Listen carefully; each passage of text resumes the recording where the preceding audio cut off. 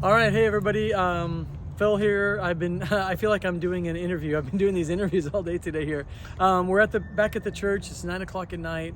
I think my day started at 5 a.m. out at the border. A lot of adjustments to what's been going on. So I want to bring you up to speed. I got Caleb here filming for me.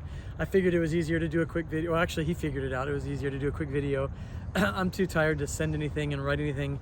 This is day like 12, 13 for us in this like whirlwind of refugee kind of ministry.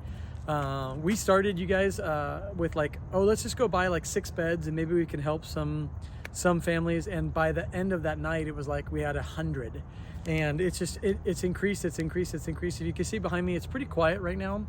Usually like the night gets a little bit quiet, and then about 1 in the morning it goes gangbusters. However, things have been changing, and I apologize for us not getting to you guys and getting information to you, but honestly, it's 18-hour days, and then when I'm not here, I want to sleep. And then when I'm not sleeping, I'm doing the work that we need to do for Ukraine itself. Ordering medicines, making sure that we're paying our drivers when they need fuel, and body armor that we bought that got into the city of Kyiv today. All of our drivers wearing their body armor, great things like that. But let me just talk about the border for a little bit, because we've been pitching the idea of needing teams, needing help, needing this, needing that, not knowing exactly what we need. Our border numbers have gone from, there's right now, there's about 3,500 Ukrainians on the Mexico side, the Tijuana side. It's overrun. It's a really bad situation. It's only going to get worse. We anticipate, and when I say we, I mean like our little volunteer group and the Secretary of Immigration and the Consul General for Tijuana in America. All great people. The Consul General is an amazing believer. We're great friends. Also CBP, the Border Patrol, we're working really close with them. We estimated that 670 people came in on flights the last 2 days in a row, and it's just increasing. So they're expecting within 2 weeks there's going to be about 10,000 people out there. There's no room. The toilets are broken. There's 2 showers in the whole place. It was never meant to hold this many people. It's becoming a major humanitarian problem. Border Patrol opened a new opening for us. It's called Pedestrian West. It won't maybe mean too much to you, to where you're at, but it's basically, it's its own exclusive entrance into the United States from Mexico that's for just Ukrainians, meaning they can process them faster, move them through quicker. Today we processed about, I'd say it's probably going to be about 500 people that came through. I spent the whole day from 5 a.m. until right now at the border, kind of liaisoning with CBP all day. And some of the good things that I want to tell you about, I'm sorry for a long video. Is this too long? Okay, it's not too long. I'm too tired, so who knows? Here's the good news. Okay, in the state of California, I had a meeting with the Department of Immigration and Refugee Services head. She happened to be in San Diego. And there's a service called Jewish Family Services, JFS, and they have the contract here in this area for refugees coming into the country. And for whatever reason, the Ukrainians weren't using the system, and I can tell you why, because I was there. I watched the whole process. So we wanted to just go down there and fix it, because they offer places for people to sleep. They offer them services in helping them get on their flights. And we're like, where have you been all of our lives? So today we paired up, and they brought 2 vans, and the 2 vans could hold 52 people each of the 500, but 52 people each.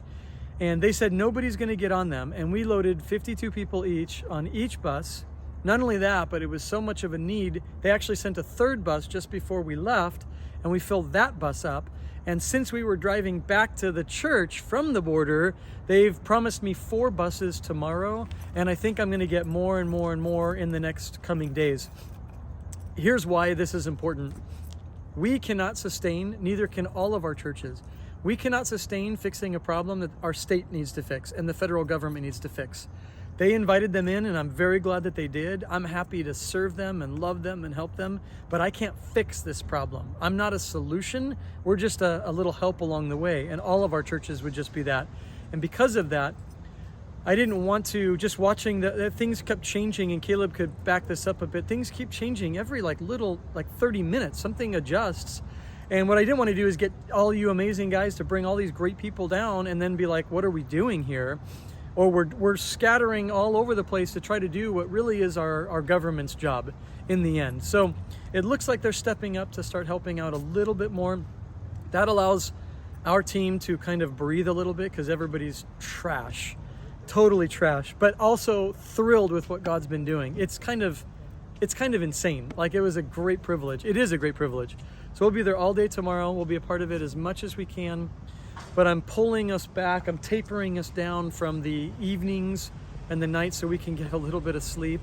And then beyond that, what I want to do is I want to encourage you guys, like, where our needs still are is in your giving.